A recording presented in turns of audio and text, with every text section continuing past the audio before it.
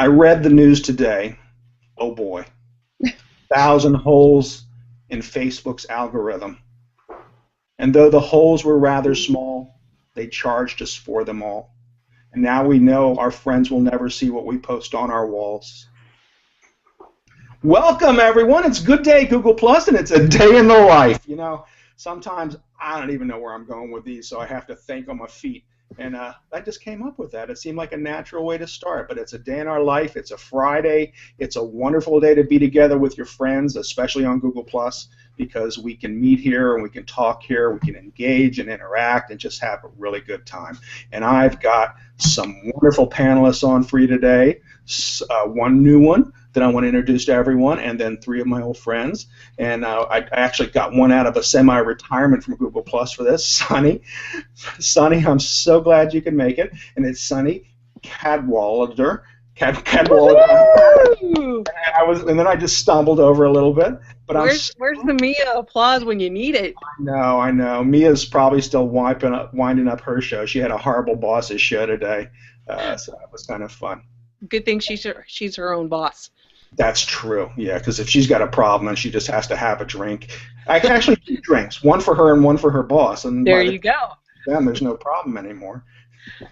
But thanks so much for coming in, and I hear that a little burr is in order for where you are. It is. We made it finally to 21 degrees just a few minutes ago. It was 16 probably a couple of hours ago up here in the Pacific Northwest. Nothing like what Heather Crafter deals with in Montana, but still burr, parka, bundle up weather. Well, you know, I drove by my neighbor yesterday, and I'm still not quite a real Floridian, although I am getting there. And she had on long pants, a jacket with a hood while she was walking her dogs, and it was 72, 74. So, you know, everything in perspective, I guess. It's cold. That sounds like what my sister does. My oldest sister, all my family is down in Arizona, and once it hits to the lower 70s, she's got sweats on and her jacket, and she's bundling up like what we do up here in the 30s and 20s and minus wind chills, whatever. So, yeah. I know. So, I guess in Green Bay, that's a balmy 21 for them. So. Yeah, probably. Shorts weather. Shorts weather. All right, and next to Sunny on my side, I have Nazim Beltran, and he is in Milan. Yes, Milano, Italy, a very wet Milano, Italy. We've been flooded in the last 3 days in the sense that trains were delayed, and we're 60 degrees, not that cold, but tons of rain. Tons of rain. Not a good winter over here. In fact, if it would get colder, I was wondering it would be blizzard weather. I mean, we would be like shoveling snow every day, probably. That wouldn't be good. And you guys can see it almost from where you are. The Alps aren't that far. No, you can see them. Well, remember that show we did on top of the Duomo where you could clearly see the Alps from the top of the Duomo. And over here on a clear day, you can see them also. They're relatively close. I remember my first view of the Alps. We landed in Milan, and I'm looking at them going, they aren't. We got the Rockies anyway. Then we flew over them, and I went, oh, my God, they go on forever. Yeah. Whew, impressive mountains. You should post some pictures, Chef. Oh, you know what? The chef's coming back to Milan. I am coming back. That's part of the deal. I do these hangouts. I do enough of these, and I get the chef to come over. Yeah, I have. Okay, I'll wait. So you're saying espérate to me, right? Espérate. You know, Lisa wants to rent a place in Ocean City for next summer, and I said, that's fine, I'll go to Milan then. And she looked at me and her eyes bugged out, and she says, you will not? Says, we'll go before that. I was like, Chef, don't get me on the S list if you know with Lisa, if you know what I mean. Please. I'm sure Betty would be pissed at me if I didn't bring her along, so we can't go. Good point. Yeah, good point. And then next to Nazim, I have Dr. Jean Layton. And it's so good to see you again. I haven't seen you since ShiftCon. I know, it's been a while. I have to admit, I drop into Google Plus and hang out on a hangout. Only occasionally. I'm just too busy otherwise. I tell you, I have backed off a little bit too. I think everybody's just kind of taking a breather this time of year. Lisa thought there was something wrong with me because I hadn't been talking to Mia twice a day. She goes, did you guys quit? She's easy to talk to. I know she is. But I said, no, I'm just tired. I'm just taking a little bit of a break, recharge the batteries a little, and then come back strong. But we just need that from time to time. And you, if you're busy, that's a good thing. It's a very good thing. I'm actually launching a new business, so it's, you know, just all that stuff. Excellent. Congratulations, Jean. Thank you, Sunny. Yeah, it's fun. I'm finally taking what I've learned in all this time in social media and it's starting to help other businesses get here. So good for you. Lots of fun, but lots of work. So yes, it is. Very hard at it. You do a great job, so I'm sure you'll help a lot of people understand this process. That's what I'm hoping. I think more businesses need to be able to share their story so that, you know, marketing is changing so rapidly, and I'm so tired of the same old, you have to put up this many ads, or you have to make this many comments, or you have to, you know, it's like, no, talk to people, tell them your story, be real, and then you'll get your business. Your business comes. Preach it, sister. I'm just sick of the formulaic. You know, it's like, no, people want to hear why you do what you do. Like Cici, I can't wait to hear the whole story, although I heard it, but I want to hear it on live, you know, I want to be able to share that excitement and that joy. And, you know, you work with people you like. That's the reality. So why aren't we all more like them? I know. I spent an evening with some startup people Wednesday. I was so fortunate I got to go to UCF again and speak to a group at Blackstone's Launchpad. And wow, I had such a good time. And to be around such brilliant young minds, I'm like, oh my God, this is so exciting. So I went to a meeting where some of the mentors and things were hanging out and doing stuff. And some of them were saying, you know, about making these really clean, precise, sharp videos, you know, with really done well. I said, no. People want to see a real person now. It says those days are behind you where you're making these really beautiful products that aren't real. You know, you can just do that and put it out, but if you want to connect with people, they want to see you. I said it's live television. They want to see Julia Child drop the chicken, pick it up, take a drink of wine, and then move on. No harm, no foul. So, you know, don't let that stop you, and saves you a whole bunch of money too in the process. But, the slick is getting to be slimy. It really is. No matter how your intentions are, the slick production, people don't trust. Yes. So that's an excellent. Why waste their time? Or the money. Or the money, yeah. Absolutely. I mean, there's times and places for super slick, but it's not in day-to-day conversation. No, we're not making a Lady Gaga video, so we don't need super slick, right? Or Pentatonics. I mean, I love their production. My favorite group. You know, an a cappella singing group. I love Pentatonics. And I'd love to see them live. I've been lucky enough to see 4 different productions of theirs. Yeah. And they've gotten more and more slick, which has started to detract a little bit from their fun interactions between, you know, especially the core 3. They've been friends since they were in middle school. And to see that interaction has always been part of the fun of their concerts. And now that they're getting a little bit bigger and a little more professional, now they're starting to tone that down. And it's a shame because it's really fun to imagine these kids knowing each other since, you know, 6th grade or 5th grade, whenever they met. Yeah. Just, you know. That's a lot of the magic of it. So yeah. Maybe they'll realize that if enough of their fans tell them. Hey, they're going to be on the Macy's parade. You know, they're doing fine. So, yeah, I can't wait to see a cappella in New York cold, because New York right now, trying to sing live, ooh, the Macy's parade is a tough gig. Absolutely. How is it in Bellingham? Are you guys any better weather-wise? We are chilly. We've gotten our first frost in the last couple of days. Our high's been about 40, which around here is a little chilly. The bicyclists. Send it over here, Jean. Send it over here. Yeah, the bicyclists are starting to pull on their wool socks, you know, but not much else. That's like the caterpillars, right? They're getting that woolly underbelly. There you go. Yeah, my chickens are really happy I have the light on in the shed, so in the coop. So it's like a Motel 6 for them. You keep the light on. If I want eggs at this time of the year, I got to keep the light on. Yes. Good. All right, well, let me introduce our newest panelist, our newest member, and that is Cici Pandol, and she is from Soapbox Soaps, which is an amazing company. And we're going to let her talk about that in a little while, too. But, Cici, how are you doing? I'm good. I'm excited to explore the world of Google+. This is such a great format to use. We hope you embrace it and really enjoy your time here. Now, you're in Maryland? We're in Alexandria, Virginia. Yeah, so also right outside of DC, though, yeah. Yeah, so proud local DC company. Our founders met at American University, but I recently joined the company about 6 months ago. So my first job out of college, I am as young as I look. And it's a super fun company, though. I mean, we're all just really hungry, to make a change in the world and also to make a really excellent product that people love. So, and we get to do that every day, and it's a ball. Well, you do have a great product. I mean, I know firsthand because we got a bar of it in our one of our bags from Shift. Right. I love that the black soap. It was really nice. Yeah. Had a good time. In fact, I'm just about done with it because I didn't start it till a little while ago, and I want to order some more of that online. I see you're having some holiday specials and things. Yeah.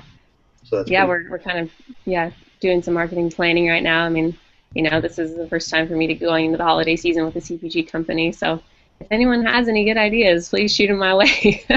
We're just kind of figuring it out as we go. Sounds good to me. Well, how old is the company, Cici?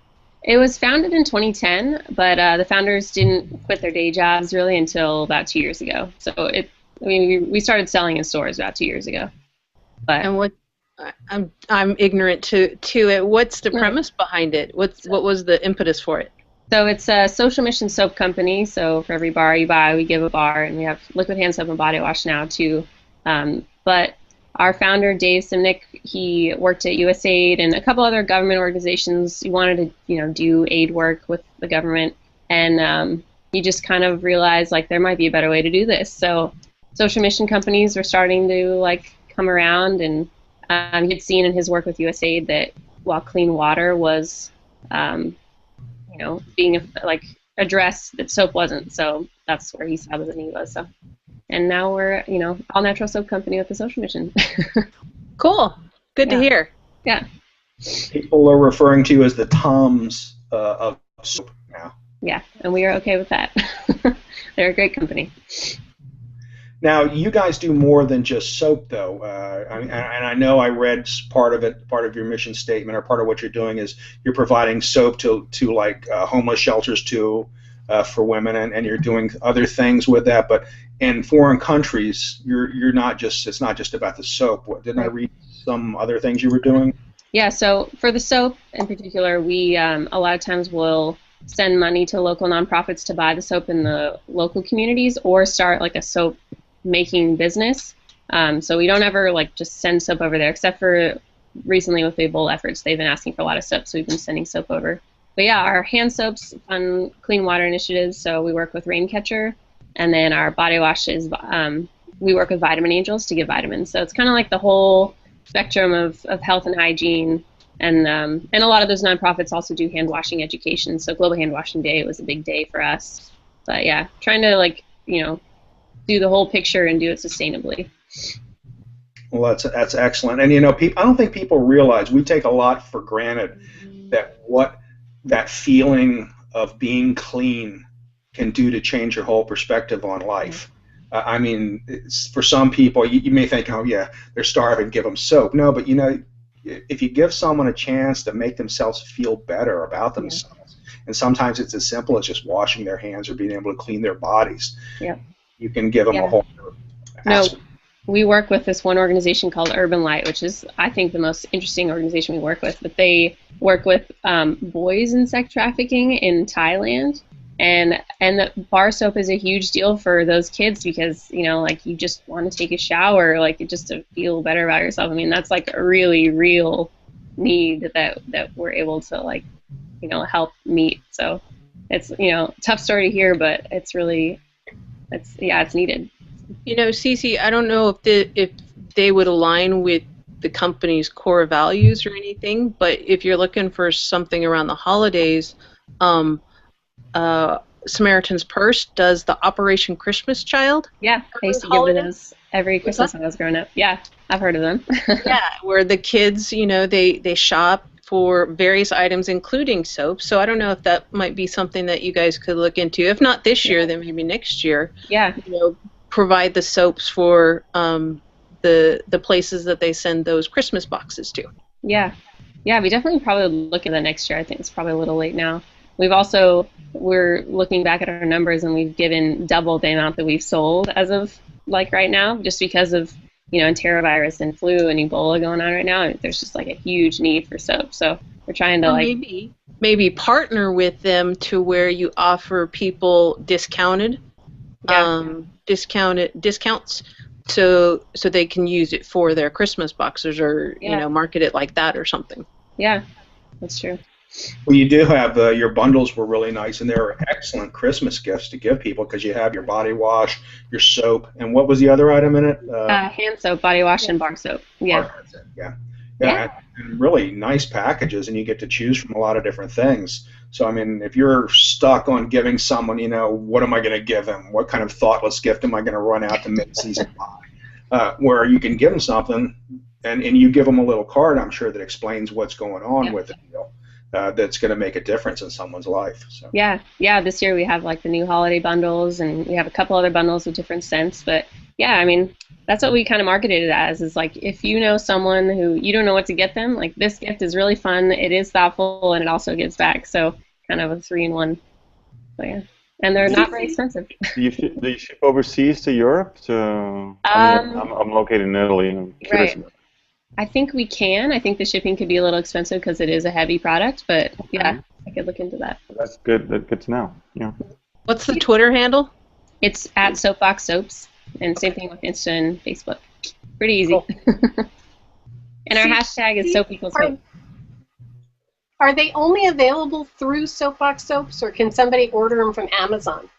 We actually just got our Amazon page up and running. It doesn't have the bundles on it, but it does have the individual products. And then we're also in over 1,500 stores around the country too, so you can find the products. I've seen you in stores. Are you? I forget where I've seen. Were you in Whole Foods or? Yep, almost full chain in Whole Foods. We're missing 2 regions, but yeah. And then a lot of, you know, all natural products stores, Harris Teeter and Fresh Market around here. Obviously, you know, stores are regional. But we do have a store locator on our website if you want to check that out. Were you present at SchiffCon by any chance? I'm curious about that. Yeah, that's how I met Chef Dennis. John, I was wondering about that. Yeah. I tell you, I've been getting more mileage out of SchiffCon. You have a way of getting around now, Chef. We all know that. Yeah, but I not only drank the Kool-Aid, I was taking other people's Kool-Aid. It was like, you know, I had more WTF moments there when they were telling things, you know, and it's not that I didn't know it, it's just that all of a sudden I was sitting there, and it wasn't just here on a hangout talking to Leah. I'm like, oh God, you're scaring the crap out of me. Will you stop that for now? And all of a sudden I hear it, I'm going, it really sunk in there, and I think just being in that atmosphere really made it even more positive. But it was life-changing for me. It really was, and I can't wait for next year now. I'm excited. So. Well, there's nothing quite like talking to the people who've been walking the walk for a long time. And SchiffCon was full of the people who created the products were all standing there and telling their stories. Incredible, incredible group. Yeah. And I'll be there next year, too. Well, Sonny, thank you so much for stopping. I know you got to go, and we've missed you terribly. Please come back to us. Yeah. Yeah, I have to say. I will. I've been when I'm on Google Plus, I've been living in the college football community because those are my people, man. Those are my people right now.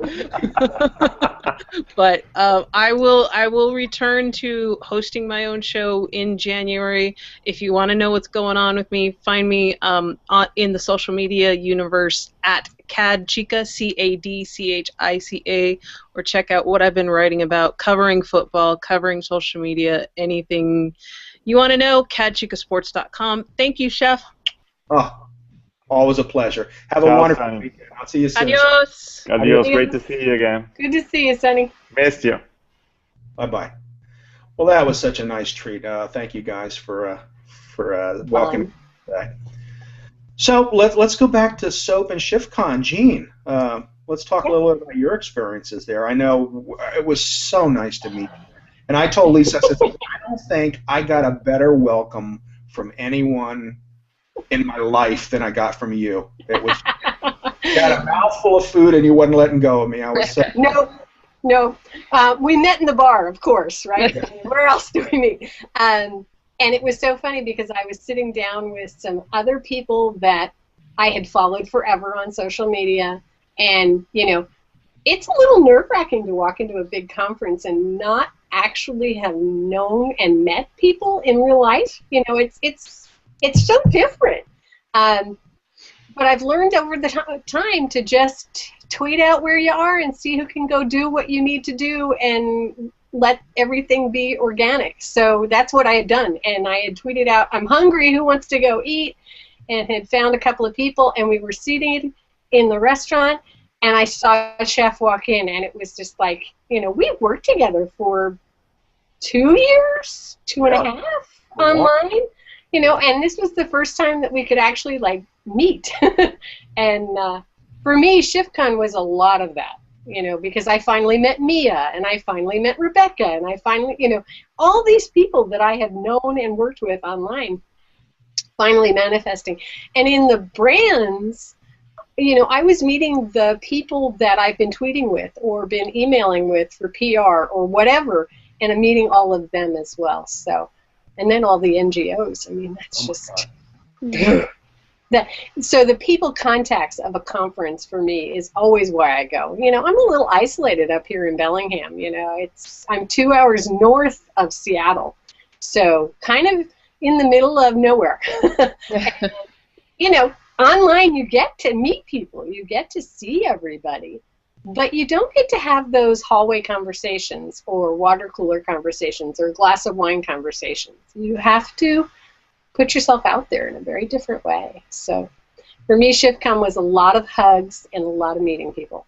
It was wonderful. I expect next year to be even bigger. I can't imagine any more swag bags though. It was like, oh my God. That's crazy. We were. Leah was just going haywire with the swag. I mean, how many did we end up with? 4? 5? Yeah, 4. It was insane. They were 4 full ones though. They weren't like 4 little half bags like you get most places. No. They were heavy. Let me tell you, I saw the presentation. I saw her. She is a powerhouse behind this event. Yeah. She has really put something that I think next year it's going to exponentially grow and grow and grow. You can just the feeling of what I saw you guys doing over there. You could tell it was just going on and on and on.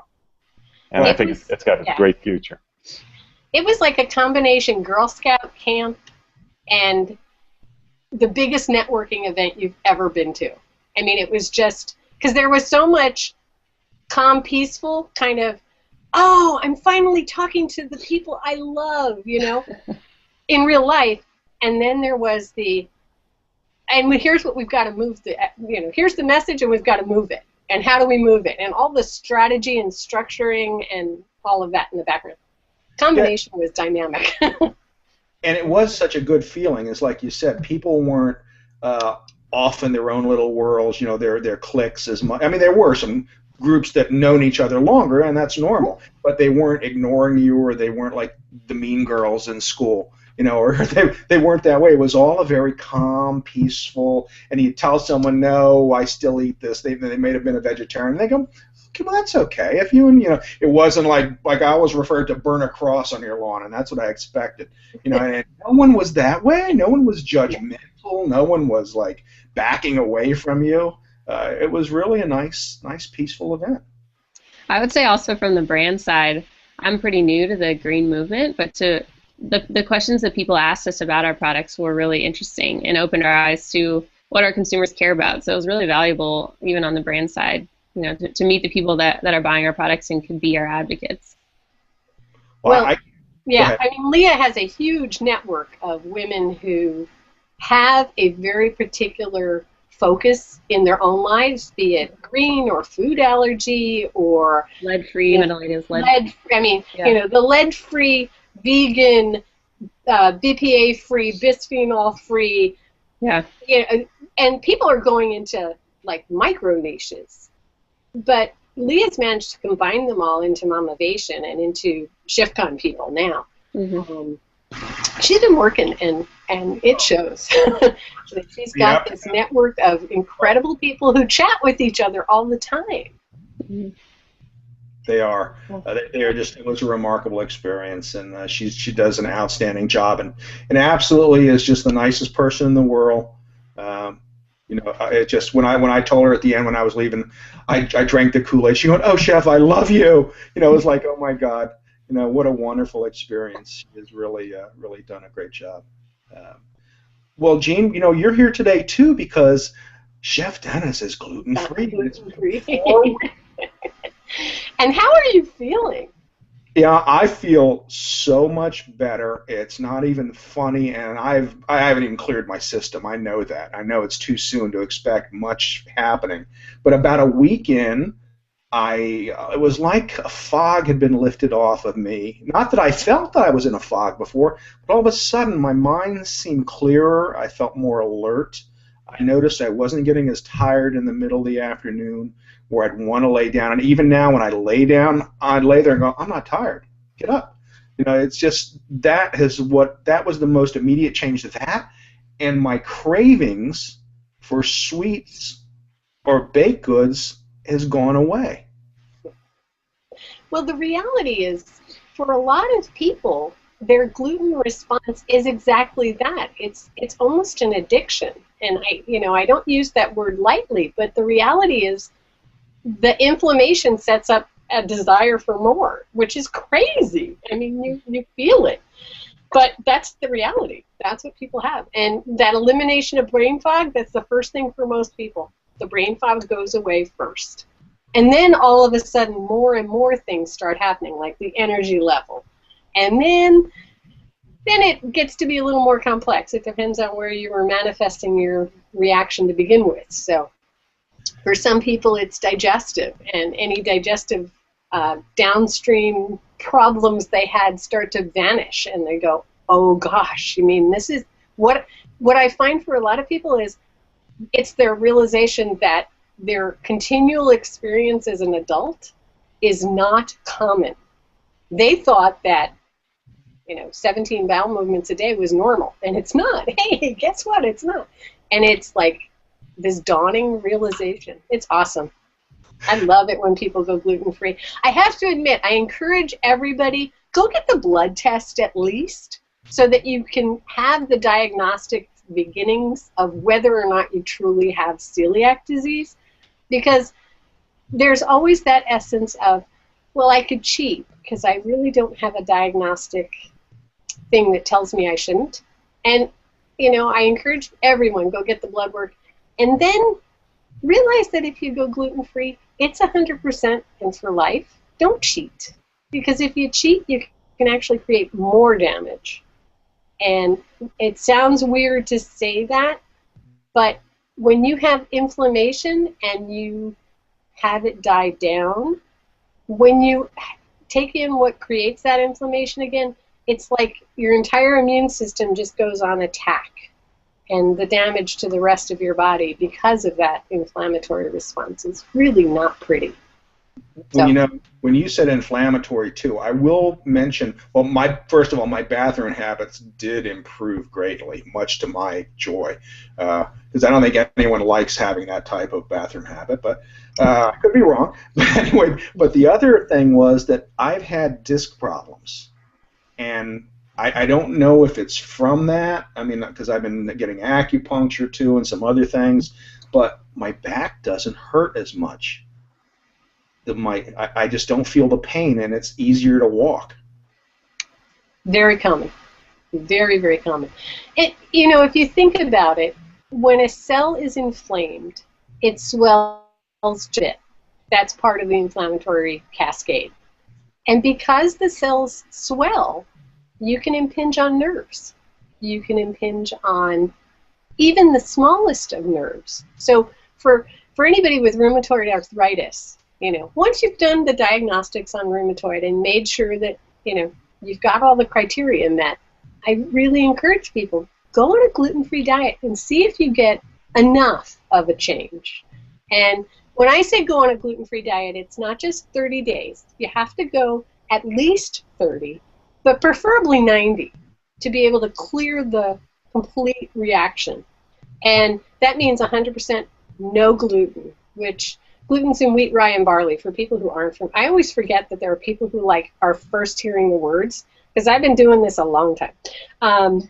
Wheat, rye, barley, and you have to be very careful with oats, because oats are processed on wheat-bearing equipment and transported in wheat containers, so that unless they're labeled gluten-free oats, you are getting gluten.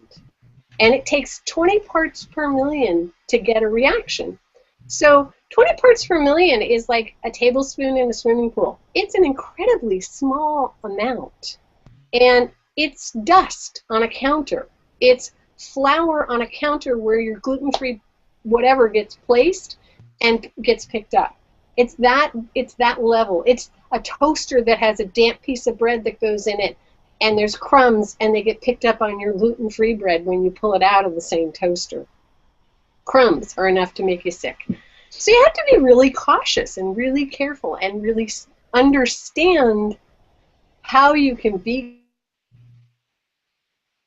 gluten. So at ShiftCon, I have to be honest, at ShiftCon, gluten-free was sometimes a bit of a challenge because, you know, because of the goal of organic and non-GMO, it was a dawning for everybody to realize that gluten-free food is a couple steps behind in that, because there aren't gluten-free breads. They don't exist organically. Or actually, there is one, but it's really small and you have to mail order it.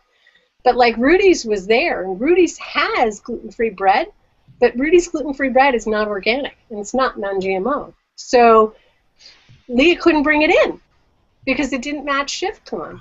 So we were able to have plenty of breakfast, believe me. Nobody starved at ShiftCon. The food was amazing. But there were some things that just weren't there for a gluten-free person. And, you know, to me, that just means that Leah's going to keep working on those people, because she has that community of organic, non-GMO together. And it'll be fun. So, yeah, I'd love to jump in on this. I've been gluten-free for 2 years now, and I was getting really sick in college, and it was, I think it was just from stress, you know, like going to a new school and stuff, but it made me feel so much better all through my college career, and I just graduated, and I've been doing a lot of other tests because, you know, I still don't feel awesome. I think my digestive system just isn't that great, but it definitely helps so much, you know, to do that, and I don't remember how I felt before, you know, if there were other symptoms that I am avoiding now as far as like being sleepy and stuff, but I definitely would not go back, even if, you know, if I could. So. Yeah, I don't see a reason right now to go. Elisa asked me, she says, are you going to stay on this? I says, well, everything's good. I don't see a reason not to stay on it. Yeah. And I am using Rudy's bread, and I like a nutty kind of grainy bread, so toasted it's perfect. And I know it's not GMO free, it's not, you know, organic, and everything else I try to buy. So there's two items that, you know, for now, for me, it's still baby steps kind of a thing. I've gotten this far, let me get a little bit further, and then I can take a deep breath and try and see if I can get another product in that'll suit me better. But for now, the fact that I'm eating and I'm happy, I think, is important. Mm-hmm. Yeah, both my parents went gluten-free when I did, and I know to Nazim, my parents traveled to Italy, and they were really pleasantly surprised at how the gluten-free options were there. Because I know you guys eat, you know, pasta and all that stuff. It's gluten-free here in Italy is just starting, I would say. Yeah. But you have to go to the specialized stores, no? Yeah. Not always. You guys actually have quite a bit. Yeah, that's what my parents found. Yeah, well, what we do have is, I think the GMO-free and the organic, that we have quite a lot. But gluten-free, I have a friend who was a celiac here, and he had a rough time, but I'm talking about 2 years ago maybe. Now he left and went to London. Yeah. Yeah, I don't know. When they traveled and they, at restaurants, you know, they always could find gluten-free pasta, and they were just really excited about that because my dad loves food, you know. So. Well, I've been using Barilla's new gluten-free pasta. Yeah, you have, yeah. Barilla's is a good one. I like the Jovial gluten-free, and Jovial has an Italian base. They have a what do they call it when you have a place to stay and a restaurant and a cooking school? Is it like a pension? I have never been to Italy. Okay, so they have a pensione, and they actually, I know Shauna Ahern, the gluten-free girl, she goes and teaches there. Oh, wow. Like a week at a time. Here in Italy. Yeah. Mm-hmm. She's done it at least 2 years. So We got to get her on the Kazakiezi show. She's not on the Plus. Okay. Yeah, Shauna doesn't seem like she does as much social media as she used to. I don't know. Okay. Well, she's got two her newest child is under a year, and she's got a that will keep you on Google Plus for a while.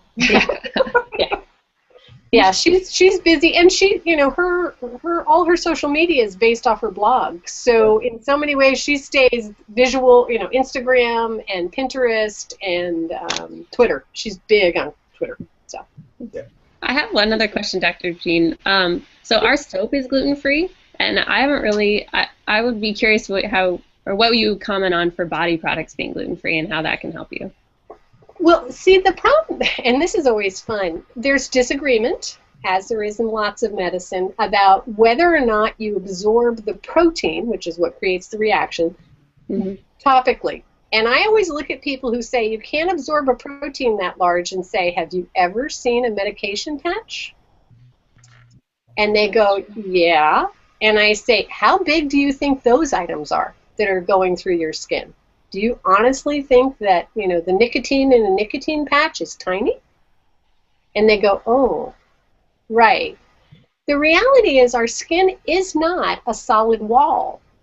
It's cells. So if there's gaps between the cells, for whatever reason, you've got dry skin, you've got a cut or a scrape or a burn, you bite your fingernails and you chew on your cuticles. I mean, people do all sorts of things, right? All of those places are places of entry for really large molecules. So especially for people who are inflamed to begin with, if you have any kind of psoriasis or eczema, you've got more than enough places to have all of that come in.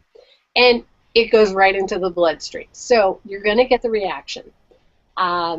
Personally, with all gluten-free people, I say go completely gluten-free on all your topicals. Now that's shampoo, you want to make sure there's no wheat germ oil or wheat germ or oat, because I love Aveeno, or I used to, but none of their oats are gluten-free oats. So although it's not a gluten-full grain, you're getting a trace exposure. And when you're talking about a reaction that goes down to 20 parts per million, if you use a lotion constantly that has even that high a level, you're going to ingest some, because there's nobody I know that washes their hands before they eat every single time. So you put on lotion 2 hours before, you still have that lotion when you pick up your moist sandwich or fill in the blank. You're going to get that in your mouth. Lipstick, huge source of exposure for women, huge, because we always eat our lipstick. And if there's any kind of gluten in your lipstick, you've got a problem. There are gluten-free lines, and there are gluten-free lines that are really high-quality, non-GMO organic lines. Go for those. If you're going to eat it, you want it to be decent quality. Maybelline has had major problems in a lot of things, mostly with minerals. They've had high lead levels in red lipstick. So there's a lot of reasons to look very carefully at your topicals. But soap, yeah. I don't do oat soap of any sort unless I'm certain, but I love oatmeal baths. If you've got an irritated skin situation, oatmeal is one of the best things to help soothe that irritation. So grab the gluten-free oats from Bob's or, one of those companies, Montana Oats, and make your bath that way. I'm glad you said that, because I had my old Quaker Oats, and I was thinking, I'll use them for an oatmeal bath. No. No, those get fed to my chickens. Got to use the good ones. We did have a question here from Ann Brock, and she says, I feel better when I just cut down on gluten, less bread, less breaded food. Since I'm not especially sensitive to gluten, is this just my imagination that less of it makes me feel better? No, it's not your imagination. Here's what's changed in our diet. If you think about our diet 100 years ago, we ate a very broad array of grains. We did not eat a monoculture of wheat and corn. We ate things like barley. We ate things like oats, whole oats ground into flour. We ate things that were diverse because that's what was coming out of the fields at that particular time. We were way more connected to seasonal eating. And in the 100 years, what's happened is we've had these monocultures grow, and then they become an exposure we get in everything. So the daily diet 100 years ago, you might have had an egg for breakfast and, you know, a piece of home canned fruit, and then lunch could have been anything under the sun, from you know, a piece of fried chicken from the night before to, you know, some sort of vegetable dish, but rarely a sandwich because somebody had to bake the bread to make your sandwich, and baking only happened once a week because it was such a job. And then the same thing with dinner. You may have had a wheat exposure at dinner, but you probably didn't. You probably had it once or twice a week. You know, on baking day, somebody got rolls, kind of thing. But since then, we've gotten to the point where we eat wheat in every single meal, every single day. Even if it's just enough to make a soup thick or a gravy, wheat shows up. And that's a huge jump in exposure. So it makes people have a reaction to something that they eat constantly. Same thing happens with corn, another huge allergen that happens for an awful lot of people because they've got more exposure to it than they ever did. So, no, you're not crazy. It's not your imagination. You're just eating a whole heck of a lot more of it than your body has been able to change to adapt to. Our genes don't change that quick. Well, your genes do change if you eat too much wheat because they keep getting smaller. You can't. Let me tag on along to that. Is it also the fact that all these wheats and rye and what we're talking about now has been more processed industrially through time, and that's created some sort of reaction to that's not good for human beings at the moment? Well, since we're talking about shift time, part of it is with corn that there's a genetic modification in the corn itself. So the science of whether or not genetic modification of corn changes our cells has not been run. It just hasn't happened yet. And the problem is because the people who own the patents on the seeds don't allow it to run. So it's an unknown. But we do know that the pesticides that get put on those genetically modified crops do create intestinal permeability. So that means that the pesticides that you're eating on the genetic modification crops definitely affect the ability of your body to hold the food inside the digestive tract and not have it leak out into the circulatory system. Is that referred to as a leaky gut? Yeah. It's referred to as a leaky gut, and it's referred to as intestinal permeability. You know, I'm a big fan of, let's use the scientific term because, first of all, it's a whole lot more accurate. And second of all, it tells you exactly what's happening. You're having a permeable surface created where there shouldn't be any permeability. And everything that can move through does.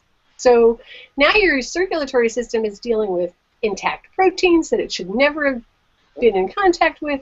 It's dealing with vitamins and minerals that are coming in undigested forms. So what happens in the cascade from that hasn't been researched either, because somebody has to pay for the research, and none of the companies that are making the products are going to do that unless they're forced to. So there's that. The other side of it for the wheat realm, because wheat is not genetically modified right now. There's test plots that, if you look in the literature, Oregon and Idaho had to deal with test plots of wheat that was genetically modified 10 years ago, showing up in wheat last year. big problem with cheese, their genetic drift. But otherwise, it's hybridized. And when it's been hybridized, it's typical plant manufacture of the seeds that you want by general seed handling. It's not genetic modification, it's choosing what you want. And what they've been wanting is high starch, high endosperm wheat, and they've wanted it shorter so that you can harvest it without it having a problem. And doing that has increased the quantity of starch coming from each wheat grain, which means it's out of balance with its chaff and with its bran coat. The other thing is we take everything to at least unbleached and most processing all the way to white, which means we've taken out all the wheat bran, all the germ, all of the bran coat. We've taken away all the nutrition. And so we've created this white, starchy, high glycemic reactive food that shows up in every meal. Yeah, it's a problem. Nothing's feeding our bacteria. And the wheat has changed. I remember reading that the wheat we used to eat had 12 chromosomes or whatever, and now it's got 32. Yeah, that's part of the plant genetics as they've modified. So it's changed drastically. And our bodies don't adapt to that change genetically that quickly. We can't. It takes generations. Well, I have to say that over here on this neck of the woods, I would imagine that Europe in general, but Italy especially, they're very. I tend to believe that we eat better than what I used to eat in the States when I used to live in the States back in, I left in 1992 when I married this wonderful lady here who brought me here. But when she was in the States, it's like, remember, she'd go to the supermarket and it's like, this doesn't look like real food. Like the stuff that I'm accustomed to seeing in the markets, the vegetables and all the other stuff that we're talking about. And I think the European community in this sense is still putting up quite a struggle. And they're still putting up the barriers, but companies are starting to try to get in the lobbying in here too to change all that. Yeah, it's all about the money. Exactly. And nothing to do with nutrition. It's got everything to do with, can I get my product into a new market? Yeah. It's market share. I mean, I get it from that standpoint. But when the entire world starts to react to the food, that's not a good situation. Good point. But yeah, actually Italy and Great Britain are the two areas that have done the most research in these, in celiac disease and gluten intolerance, because genetically they're the communities that started to have the reaction earliest. And so even now, the biggest researchers in the celiac world are from Italy and Scotland. Okay, interesting. Because that's where they came to, the people I'm thinking of, they came to the States and said, where are the celiacs? Genetically, you guys should have, this percentage of people reacting. And they weren't seeing that diagnostics. And the reality is American doctors didn't know to look. They didn't know that was an underlying cause.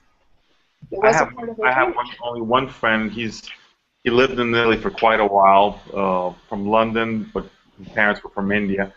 And all of a sudden he developed it halfway, or he discovered that he had it. And after that, going out with him was like go to restaurants and ask each single question, does this have this, does this have... And I'm sitting there going like, wow, you really have to become... And he goes, Nazim, you don't have an idea of what it is to have this disease. Or condition. I don't know if it's really a disease. Well, celiac disease is something that got diagnostic criteria. There's a blood sample that's taken, indices that say go further with testing, and then they do an actual intestinal biopsy and look and see the visual damage. But at this point, a lot of people aren't going to that level of diagnostics. It's expensive. It's unpleasant. Personally, in my clinic, I can't tell a parent to do that with a child. That means complete anesthesia in a 2-year-old. Like, I am not going there. But I like I said, I always encourage people to get the blood work done because it shows the inflammation in the bloodstream. That being said, there are so many people who react, and they do an experiment like chefs doing and discover that they feel so much better and they're completely content to eat a gluten-free diet. that dining out becomes the next challenge. Luckily enough, there's a lot of us now walking in and saying, is there any flour in that? Is there any, and everybody knows you don't use the word wheat because to a typical waiter, wheat is a grain and not ground and turned into other things. So you can't say wheat. You have to say, is there any flour in that? And they'll go, I don't know. I'll go ask the chef. And you'll be like, wait, 2 seconds. I need to know if there's flour.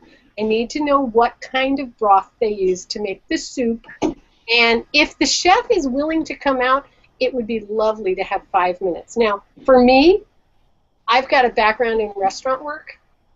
I've got an AAS in hotel restaurant management. I know what it means for the chef to leave the cake. Sure, I use their time incredibly effectively. And I encourage my patients to go online. There are these little cards you can get that are from either the gluten intolerance group or the celiac awareness groups, and they even have them translated into foreign languages, so when you travel, and they'll have all the questions typed out on the card, and you simply give the card to the waiter and say, can you please ask the chef all these questions and bring back answers? So the chef doesn't have to leave the kitchen. I encourage anybody who's brand new and doesn't know to ask questions, go early or eat late. Do not walk into a restaurant on Friday night at 8 o'clock and expect you're going to be able to get the answers you need. It's not going to happen. Nope. So, that's right. I know I've read more labels in this past month than I think I have in my entire life. Yeah. We call it the celiac twist. Because you're turning every product to read the ingredient packet.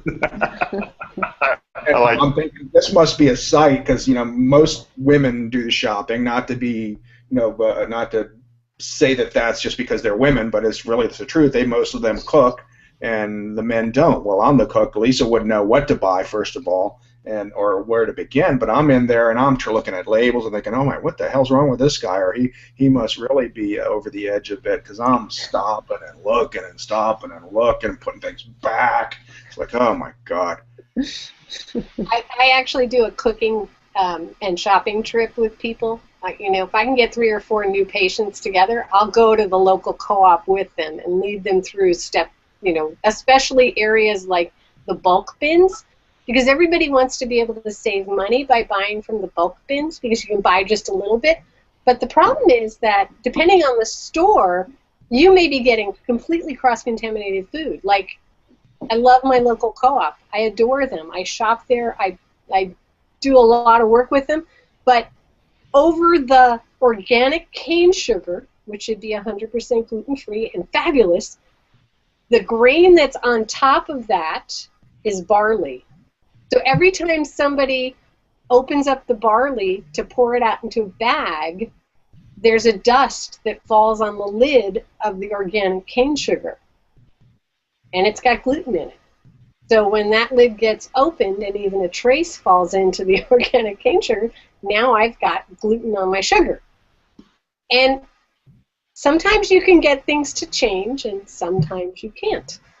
And this is one situation where I have gone in with the people from the local gluten information group, and I've said to them, hey, this is a problem. And they keep going, but we have to put it somewhere. And I'm like, if you took all the gluten-free stuff and put it in one section over, like, maybe over here, it would be beneficial for everybody. And they're like, but that's not going to keep it by stock keeping unit. I'm like, yeah, I understand that. Because I've also got a background in retail. And I understand putting things in place by stock keeping unit is really lovely for your reorders. It's not great for your consumer. And what are they trying to do? Sell? Or keep stock? So, yeah, it frustrates the heck out of me. There is a store, though, that is local here in town. The owner of the store's wife is celiac. So guess what she does with his stock? Completely different. Because she's living that reality, so she understands clearly the details that you're going into. Yep. So I send all new patients to that store instead. Okay. Which, I mean, that's a negative, right? For the big co-op, big. It's not a big co-op. It's got 2 stores. It's cute. It's little. But, I send everybody else to Tara because Tara gets it. So from a brand standpoint, if you get it, yell that you get it. Tell people, hey, I understand You know, we don't have any, you know, like I love the story from Montana Oats, which is a gluten-free oat company. And I met these guys at Natural Products Expo a couple of years back and got to interview them.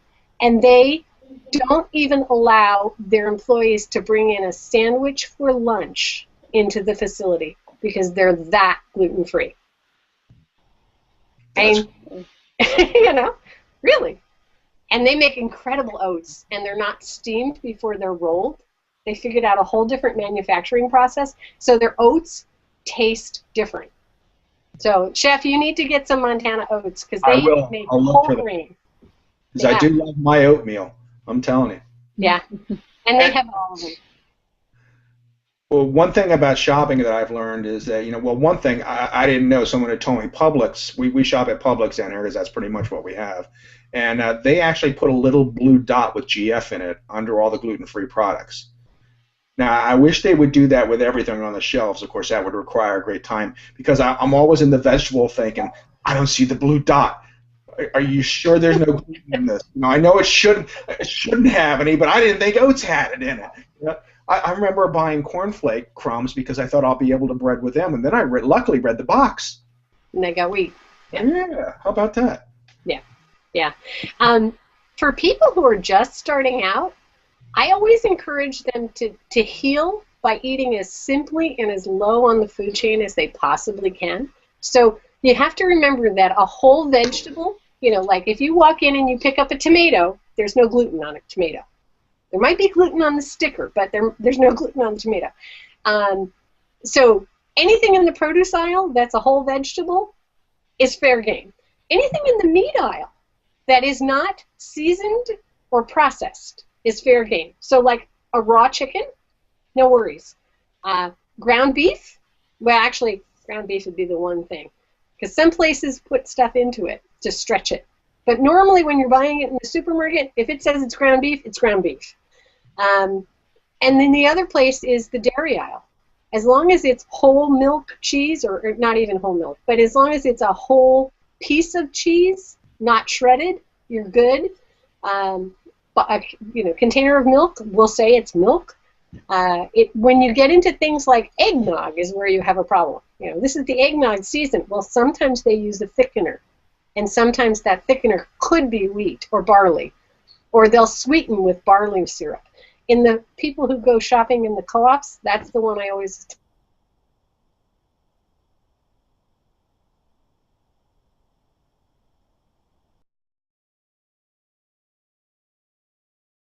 tell them it's not a gluten-free cereal, because they sweetened it with barley malt.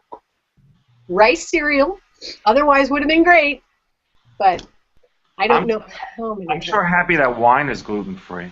Yes, wine is gluten-free. Yes. Yay! And hard cider. So when you need something bubbly and alcoholic, hard cider. Okay. Well, no, we like our wine, but we don't abuse it. Now, and there was a concern, I want to say back about a year ago, that people in the older processing of wine would line the barrel of wine with a mixture of wheat flour and water to seal the barrel. It was called fining the barrel. And there was a concern that people still did that. And they actually went and did a couple of studies. And you don't get gluten from the wine. It's like the first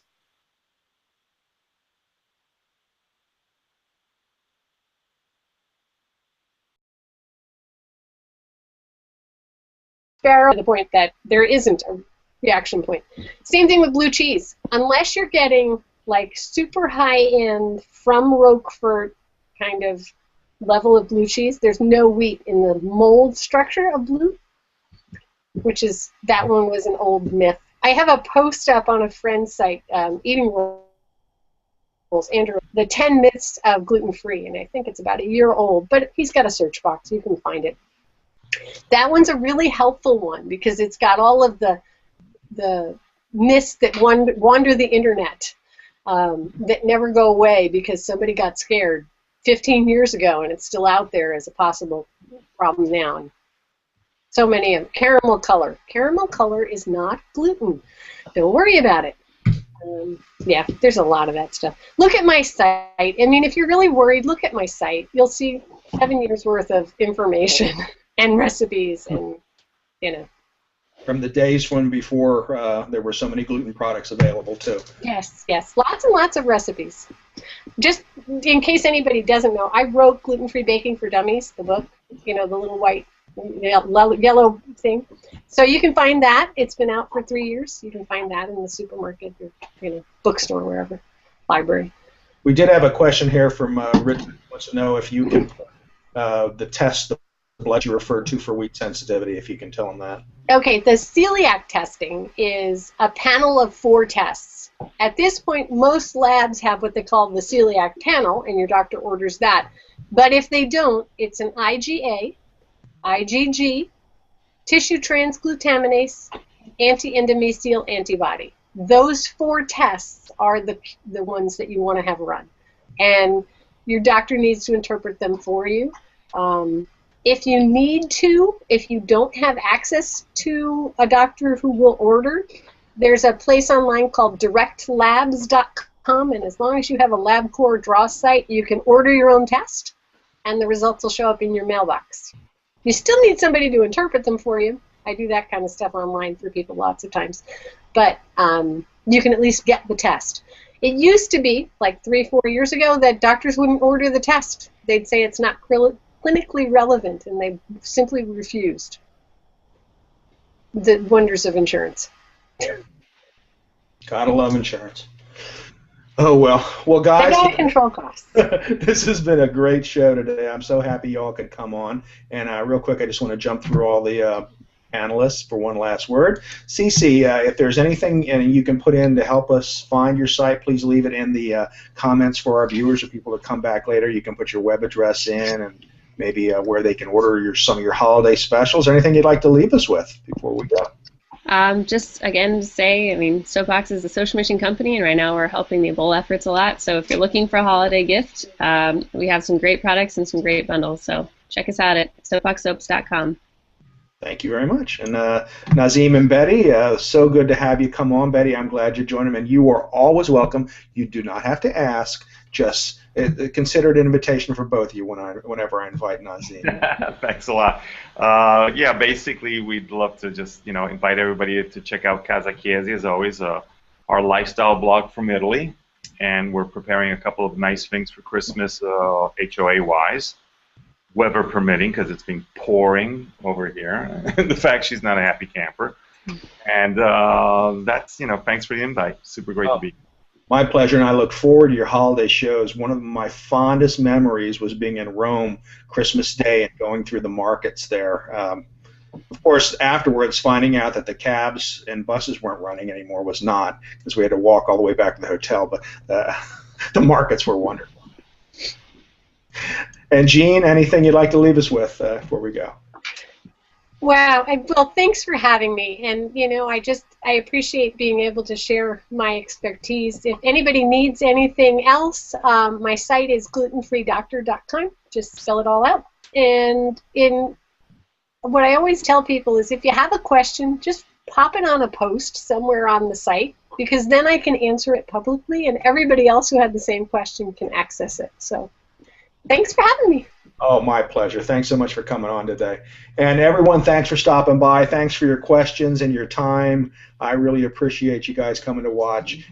And have a great plus and enjoy your weekend. And I hope if you're not somewhere where it's warm that you can stay warm, because I'm staying warm in Florida.